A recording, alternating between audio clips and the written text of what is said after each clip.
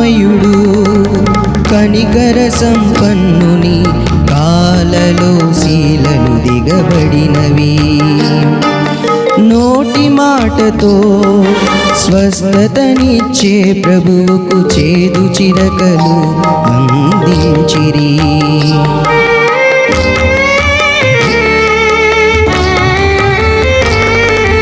కరుణామయుడు కనికర సంపన్నుని కాలలో శీలలు దిగబడినవి. నోటి మాటతో స్వస్థతనిచ్చే ప్రభువుకు చేదు చిరకలు అందించిరి. ఇక ఎన్నిసార్లు చేయాలి సిలువ త్యాగము, ఇక ఎన్నిసార్లు చేయాలి సిలువ త్యాగము, అది నీ కోసమే నా కోసమే కలువరి పయనం, అది నీ కోసమే నా కోసమే